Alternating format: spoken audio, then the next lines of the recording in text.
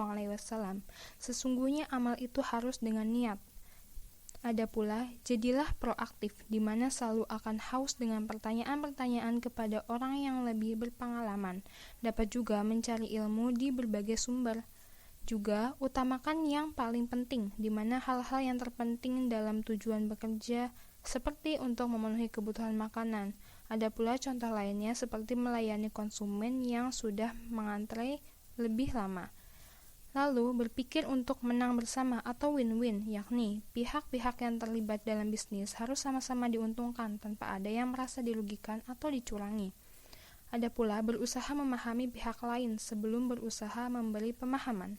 Maksudnya, jika terdapat komplain dari konsumen, kita sebaiknya mendengarkan apa yang mereka butuhkan. Setelah itu, kita sampaikan penjelasan dengan alasan dari kesalahan yang diperbuat, karena konsumen adalah raja.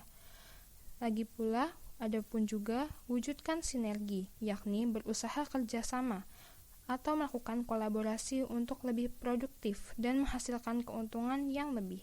Dan asahlah diri, di mana kita harus mengeksplor ilmu dan pengalaman kita dengan banyak belajar dari sebuah kesalahan dan tren-tren yang ada saat ini.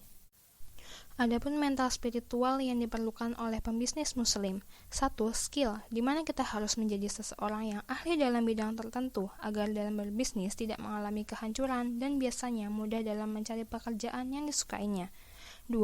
Takwa, dalam usaha seseorang muslim perlu merealisasikan ketakwaannya dengan memelihara bisnis untuk tidak menyimpang dari hukum Allah dan Rasul-Nya, karena akan mendapat jaminan berkah dan keberhasilan. 3. Kejujuran, baik dalam mengukur, menakar, menimbang, di mana setiap jujur akan mudah mendapat kepercayaan dari pelanggan. 4. Niat suci, yang mana niat yang arahnya benar maka akan menghasilkan sesuai yang diinginkannya dan menghasilkan yang paling baik.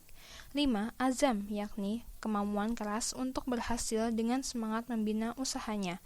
6. Tekun atau istiqomah, yakni berusaha penuh, konsisten, dan penuh dengan kesabaran selalu. 7. Tawakal, karena keuntungan itu tidak dapat dipastikan kedatangannya, maka bertakwalah kepada Allah karena akan melihat usahamu. 8. Berangkat lebih pagi, yang mana jika dilakukan akan mendatangkan keberkahan seperti doa Nabi Muhammad SAW, Ya Allah, berkahilah umatku atas usahanya yang dilakukan di pagi hari. 9. Zikrullah, jika menyebut nama Allah dengan hati, kerendahan diri, takut, dan tidak mengeraskan suara, maka akan menjadi makhluk yang selalu diingat.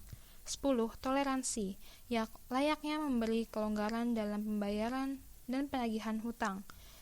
11. Bersyukur akan segala rezeki yang Allah berikan maka akan ditambahkannya selalu. 12. Zakat dan infak, karena akan menyempurnakan harta yang suci dari yang dimiliki dengan hak orang lain dan sebagainya. 13. Qanaah, yakni merasa puas akan harta dan anugerah bahkan jiwa yang diberikan Allah SWT. Dan 14. Memperluas silaturahmi, di mana dari menjalin kebaikan akan selalu datang dan dikenang, juga diluaskan rezekinya. Sifat dan karakteristik pembisnis muslim dalam etika bisnis Islam. Yang pertama, niat yang ikhlas karena Allah Ta'ala, seperti pada penjelasan sebelumnya. 2. Akhlaknya juga harus mulia, baik kepada Allah, keluarga, masyarakat, hingga konsumen, seperti menepati janji, jujur, dan memberi kelonggaran dalam pembayaran. 3. Usaha yang halal, baik perolehan, produksi, distribusi, dan tanpa terkecuali, karena akan dimintai pertanggungjawabannya kelak di akhirat. 4. Menunaikan hak seperti pemenuhan gaji, membayar tanggungan, zakat, dan lain sebagainya. 5. Menghindari riba dan segala saranannya, baik yang terlibat atau saksi dan merupakan dosa besar tanpa toleransi. 6. Tidak memakan harta orang lain dengan cara batil seperti riba, judi, kamuflase harga, menyembunyikan kecacatan, menimbun, suap, dan sumpah palsu. 7. Komitmen terhadap peraturan dan bingkai syariat, baik di masyarakat seperti pajak, untuk mengukuhkan kewajiban dan mencegah kerusakan. 8. Tidak membahayakan dan merugikan orang lain seperti mengancam kesehatan dengan obat-obatan terlarang, narkotika, dan makanan kadaluarsa, serta tidak menjelekkan pesaing, memonopoli, dan menawar barang yang sedang ditawar orang lain. 9. Loyal terhadap orang beriman, yang selayaknya saling membantu sesama muslim dan sepatutnya tidak bekerja sama dengan pihak yang menampakkan permusuhan. Dan terakhir 10. Mempelajari hukum dan adab muamalah dalam Islam, karena itu wajib agar tidak terjerumus ke hal yang diharamkan atau pengambilan keputusan yang samar syubhat. Pembahasan berikutnya adalah mekanisme berbisnis secara syariah. Ada beberapa mekanisme berbisnis secara syariah, yaitu yang pertama, bangun motivasi dan bulatkan tekad. Yang kedua, perkuat tawakal kepada Allah, sebagaimana Allah Subhanahu wa taala berfirman dalam Quran surat Ali Imran ayat 159 yang artinya, maka berkat rahmat Allah engkau Muhammad berlaku lemah lembut terhadap mereka. Sekiranya engkau bersikap keras dan berhati kasar, tentulah mereka menjauhkan diri dari sekitarmu. Karena itu, maafkanlah mereka dan mohonkanlah ampunan untuk mereka, dan bermusyawarahlah dengan mereka dalam urusan itu. Kemudian, apabila engkau telah membulatkan tekad, maka bertawakallah kepada Allah. Sungguh Allah mencintai orang yang bertawakal. Yang ketiga, saat merintis usaha, jangan memaksakan diri untuk berbisnis sesuai gambaran ideal yang Anda miliki. Yang keempat, pilih bisnis yang paling dikuasai dengan tepat. Yang kelima, tentukan diferensiasi produk. Agar lebih menarik perhatian konsumen, alangkah lebih baik jika produk yang dijual berbeda dari produk lainnya. Yang keenam, pilih fokus dan bekerjalah secara fokus. Yang ketujuh, carilah teman atau berpartner.